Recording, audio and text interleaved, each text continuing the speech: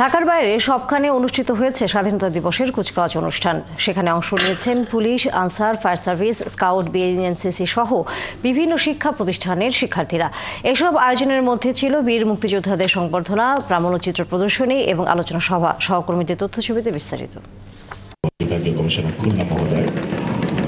স্বাধীনতা দিবসে খুলনা জেলা স্টেডিয়ামে লাল সবুজ রঙের হাজারো বেলুন আকাশে উড়ান শিক্ষার্থীরা। এরপর অংশ নেন বিশেষ ডিসপ্লে ও কুচকাওয়াজে। আনুষ্ঠানিক কুচকাওয়াজ শুরু হয়েছে। রংপুর স্টেডিয়ামে জাতীয় সঙ্গীতের মাধ্যমে করা হয় পতাকা উত্তোলন। এরপর কুচকাওয়াজের সালাম গ্রহণ করেন স্থানীয় প্রশাসনের কর্মকর্তারা। সবাইকে নিয়ে চলার মধ্য দিয়ে আমরা একটা জবাবদিহিতা নিশ্চিত করতে চাই, আমরা স্বচ্ছতা নিশ্চিত করতে চাই, আমরা চাই ন্যায্যতা, ন্যায় বিচার এগুলো নিশ্চিত করতে। ময়মনসিংহ সার্কিট হাউস মাঠে কুচকাওয়াজে অংশ নেন স্কাউট, গার্লস গাইড, বিএনসিসি সহ বিভিন্ন প্রতিষ্ঠানের শিক্ষার্থীরা। যেই অবস্থায় সে থাকুক সেখান থেকে সে যেন নিজের অধিকারটা আদায় করতে পারে। 26শে মার্চ এই দিন আমরা চাইবো আমার স্বাধীনতা ধরে রাখতে, যাতে কোনো অপশক্তি আমাদের স্বাধীনতা না রোধ করতে পারে। শান্তির প্রতীক পায়রা উড়িয়ে রাজশাহীর মুক্তিযুদ্ধ স্মৃতি স্টেডিয়ামে শুরু হয় নানা আয়োজন।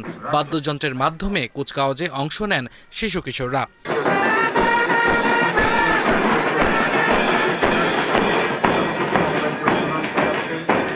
মানিকগঞ্জ সরকারি বালক উচ্চ বিদ্যালয় মাঠে কুচকাওয়াজ অনুষ্ঠিত হয়। এতে বিভিন্ন শিক্ষা প্রতিষ্ঠানের শিক্ষার্থীরা স্বাধীনতার ইতিহাস, ঐতিহ্য তুলে ধরে। বগুড়া চান্দু স্টেডিয়ামে জাতীয় পতাকা উত্তোলন করেন জেলা প্রশাসক হোসনা আফরোজা। পরে বেলুন উড়িয়ে কুচকাওয়াজের আনুষ্ঠানিক উদ্বোধন করা হয়।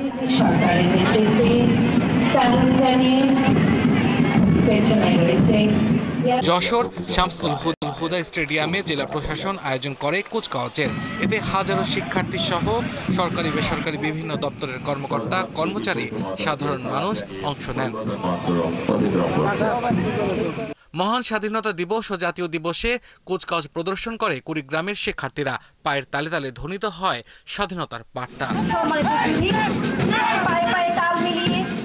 মাগুরায় নোমানী ময়দানে কুচকাওয়াজে অংশ নেন পুলিশ, আনসার সহ বিভিন্ন বাহিনীর সদস্যরা।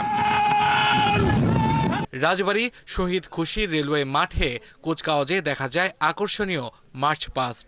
অংশ নেন police, answer, fire service, BNCC সহ বিভিন্ন শিক্ষা প্রতিষ্ঠানের শিক্ষার্থীরা। আব্দুল্লাল মামুন, ৭১।